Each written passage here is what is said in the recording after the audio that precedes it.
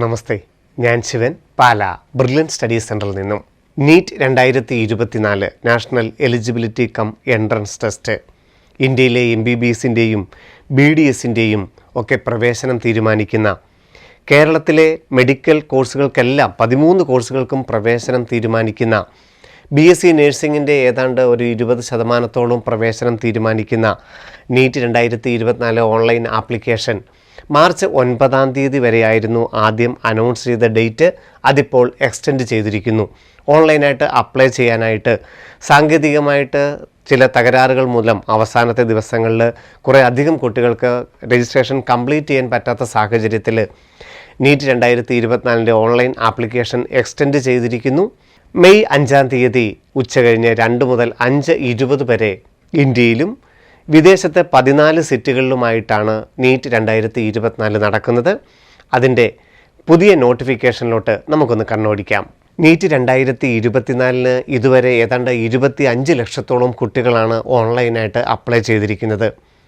ലോകത്തിൽ ഒരു ദിവസം ഓഫ്ലൈനായിട്ട് ഇത്രയധികം കുട്ടികൾ പരീക്ഷ എഴുതുന്ന മറ്റൊരു എക്സാം ഉണ്ടോ എന്നുള്ളത് തന്നെ സംശയമാണ്. നീറ്റ് 2024 പ്രാധാന്യം അത്രത്തോളം ഇന്ത്യയിലുള്ള എല്ലാ കുട്ടികളും അത് അവർ ഉൾക്കൊണ്ടിരിക്കുന്നു. അത്രത്തോളം ശ്രദ്ധയോടും ഏകാഗ്രതയോടും കൂടി അവരുടെ പഠിത്തത്തിൻ്റെ തീവ്രത കൂട്ടുകയും ചെയ്തിരിക്കുന്നു. അപ്പോൾ അതിൻ്റെ ഓൺലൈനായിട്ട് അപ്ലൈ ചെയ്യാനായിട്ട് ഏതെങ്കിലും ഒരു ഡിഫിക്കൽട്ടി വന്നിട്ടുണ്ടെന്നുണ്ടെങ്കിൽ അത് പരിഹരിക്കുവാനായിട്ടാണ് ഇപ്പോൾ NTA ഓൺലൈൻ ആപ്ലിക്കേഷൻ്റെ ഡേറ്റ് എക്സ്റ്റെൻഡ് ചെയ്തിരിക്കുന്നത്. അതുപോലെ ഏറ്റവും പ്രധാനമായിട്ട് NTA അറിയിച്ചിരിക്കുന്നൊരു കാര്യം, 2024 2023 നീറ്റും തമ്മിൽ സിലബസിലുള്ള വ്യത്യാസം മാത്രമേ ഉള്ളൂ. 2024 നീറ്റിൻ്റെ പ്രോസ്പെക്ടസിനകത്ത് നമുക്ക് ധാരാളം പുതിയ കാര്യങ്ങൾ നമുക്ക് കാണാമെങ്കിലും, അല്ലെങ്കിൽ പേഴ്സൻറ്റേജ് സ്കോറിനെ കുറിച്ചോ റിസൾട്ട് അനൗൺസ്മെൻറ്റിനെ കുറിച്ചൊക്കെ വ്യക്തമായൊരു അനൗൺസ്മെൻറ്റ് ഇല്ലെങ്കിൽ പോലും അതൊന്നും ബാധകമല്ല. നീറ്റ് 2023 പോലെ തന്നെയാണ് പേഴ്സൻറ്റേജ് സ്കോർ കണക്കാക്കുന്നതും റിസൾട്ട് പബ്ലിഷ് ചെയ്യുന്നതും എല്ലാം തന്നെയാണ് എന്നാണ് NTA അറിയിച്ചിരിക്കുന്നത്.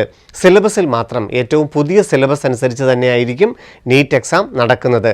ബാക്കിയെല്ലാം നീറ്റ് 2023 ഇൻഫർമേഷൻ ബുള്ളറ്റിനെ ആധികാരികമായിട്ട് തന്നെ ആയിരിക്കും നടക്കുന്നതെന്നുള്ളതും ഈ ഒരു അറിയിപ്പിൽ പറയുന്നുണ്ട്. മാർച്ച് 16 വൈകുന്നേരം 10:50 വരെയാണ് നീറ്റിന് പുതിയതായിട്ട് ഓൺലൈനായി അപ്ലൈ ചെയ്യാനുള്ള അവസരം. ഏതെങ്കിലും വിദ്യാർത്ഥിക്ക് ഇനിയും നമുക്ക് ആധാർ അപ്ഡേറ്റ് ചെയ്ത് കിട്ടാതിരിക്കുകയോ അല്ലെങ്കിൽ OTP കിട്ടാതിരിക്കുകയോ പേയ്മെൻറ്റ് സക്സസ് ആകാതിരിക്കുകയോ ഒക്കെ ചെയ്തിട്ടുണ്ടെങ്കിൽ രജിസ്ട്രേഷൻ പൂർത്തിയാക്കേണ്ടതും ഓൺലൈനായിട്ട് ഫീസ് അടച്ച് ആപ്ലിക്കേഷൻ ഫോം ഡൗൺലോഡ് ചെയ്യേണ്ടത് മാർച്ച് 16 വൈകുന്നേരം 11:50 വരെയാണ്.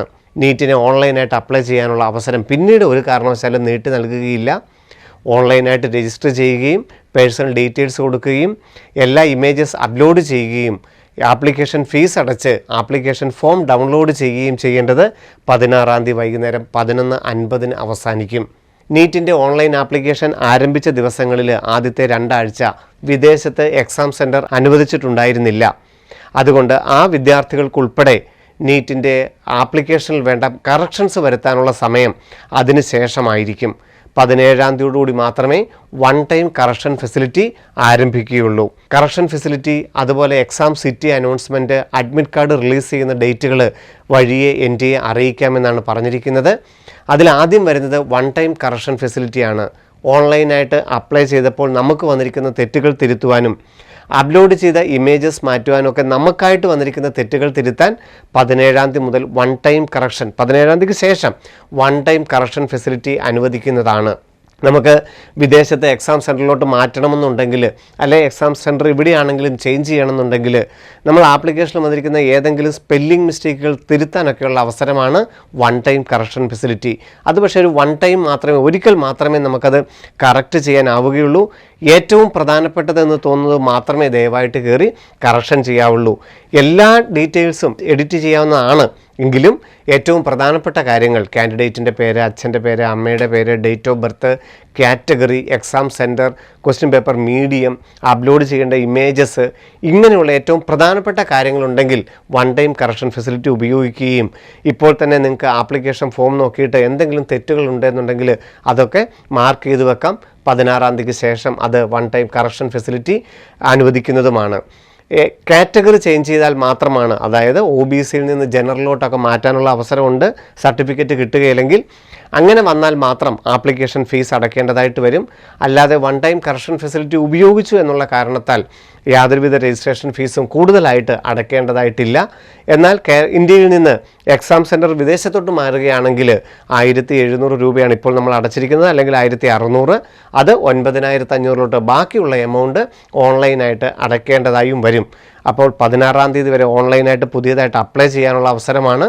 അതിനുശേഷം കറക്ഷൻ വിൻഡോ നിലവിൽ വരികയും ചെയ്യും. വൺ ടൈം കറക്ഷൻ ഫെസിലിറ്റി ഉപയോഗിച്ചതിന് ശേഷം ഓരോ വിദ്യാർത്ഥികളും അപ്ലോഡ് ചെയ്തിരിക്കുന്ന ഫോട്ടോയും സിഗ്നേച്ചറും NTA പരിശോധിക്കുകയും ഏതെങ്കിലും അപാകതകളുണ്ടെങ്കിൽ, അതിൽ ക്ലാരിറ്റി കുറവുണ്ടെന്നുണ്ടെങ്കിൽ, ഒരു വിദ്യാർത്ഥിയെ തിരിച്ചറിയാൻ പറ്റാത്ത എന്തെങ്കിലും ഫോട്ടോയിലോ സിഗ്നേച്ചറിലോ ഉണ്ടെങ്കിൽ അത് മാറ്റുവാനായിട്ട് NTA ആവശ്യത്തിന് സമയം തരികയും അത് SMS മുഖാന്തരവും ഇമെയിൽ മുഖാന്തരവും വെബ്സൈറ്റ് വഴിയും അറിയിച്ച് നമുക്ക് വെബ്സൈറ്റിൽ ഇമേജുകൾ ചെയ്തതിൽ എന്തെങ്കിലും NTAക്ക് അപാകതയുണ്ടെന്ന് തോന്നുകയാണെങ്കിൽ മാറ്റാനുള്ള അവസരം തരും. അതിനുശേഷം ഏപ്രിൽ 20 എക്സാം സിറ്റി അനൗൺസ്മെൻറ്റ് വരുന്നത്. അതായത് മെയ് 5-ാം തീയതി നമുക്ക് 2 എക്സാം സെൻ്ററാണ് ഓപ്ഷൻ കൊടുക്കാനുണ്ടായിരുന്നതിൽ. അതിൽ ഏത് എക്സാം സെൻ്ററാണ്, ഏത് എക്സാം സിറ്റിയാണ് അനൗൺസ് ചെയ്തിരിക്കുന്നതെന്ന് നമുക്ക് ഏപ്രിൽ 20 അറിയാം. എന്നാൽ എക്സാം സെൻറ്റർ ഏത് സ്കൂളിൽ വെച്ചാണ് എക്സാം എന്നുള്ളത് ഏപ്രിൽ 25 അഡ്മിറ്റ് കാർഡുകൾ വെബ്സൈറ്റിൽ വരുമ്പോൾ മാത്രമേ അറിയാൻ സാധിക്കുകയുള്ളൂ. എക്സാം സിറ്റി അനൗൺസ്മെൻറ്റും അഡ്മിറ്റ് കാർഡും ആപ്ലിക്കേഷൻ നമ്പറും ഡേറ്റ് ഓഫ് ബർത്തും വെച്ച് വെബ്സൈറ്റിൽ നിന്നാണ് ഡൗൺലോഡ് ചെയ്ത് ഉപയോഗിക്കേണ്ടത്. അഡ്മിറ്റ് കാർഡിൻ്റെ കൂടെ 2 ഫോട്ടോ ഫിക്സ് ചെയ്യാനും, ഒരു പാസ്പോർട്ട് സൈസും ഒരു post card size photo fix ചെയ്യാനും, ഒരു പാസ്പോർട്ട് സൈസ് ഫോട്ടോ അഡീഷണൽ ആയിട്ട് കൊണ്ടുപോകാനും, valid ID proof, Aadhaar, +2 hall ticket, passport, അല്ലെങ്കിൽ ആധാർ എൻറോൾമെൻറ്റ് ഫോം, ഇങ്ങനെയുള്ള ഏതെങ്കിലും ഏറ്റവും വാലിഡ് ആയിട്ടുള്ളൊരു ഫോട്ടോ ഉൾപ്പെടെയുള്ള വാലിഡ് ID പ്രൂഫും മെയ് 5-ാം തീയതി എക്സാം സെൻറ്ററിലേക്ക് കൊണ്ടുപോകുന്നതിനായിട്ട് നമ്മൾ കരുതി വെക്കേണ്ടതാണ്. 25 ലക്ഷം കുട്ടികളാണ് മെയ് 5-ാം തീയതി നീറ്റ് 2024 എക്സാം എഴുതുന്നത്. അതുകൊണ്ട് ഓരോ കുട്ടികളും തങ്ങളുടെ ആർജിച്ച കഴിവിനനുസരിച്ച് ഏറ്റവും ശ്രദ്ധയോടുകൂടി, ഏറ്റവും ഏകാഗ്രതയോടുകൂടി ഇനി വരുന്ന 50 ദിവസം കൃത്യമായിട്ട് ചിട്ടയോടുകൂടി ടൈം ടേബിൾ അനുസരിച്ച് ഏറ്റവും കൂടുതൽ പരീക്ഷകൾ എഴുതി ബയോളജിയുടെ NCERT ബുക്കുകളുടെ എല്ലാ പേജുകളിലൂടെയും എന്നും നിങ്ങൾക്ക് സഞ്ചരിച്ച് മെയ് 5-ാം തീയതി ഏറ്റവും നല്ലൊരു റിസൾട്ട് എടുക്കാൻ സാധിക്കട്ടെ എന്ന ആശംസയുമായി വീണ്ടും കാണാം. നന്ദി, നമസ്കാരം.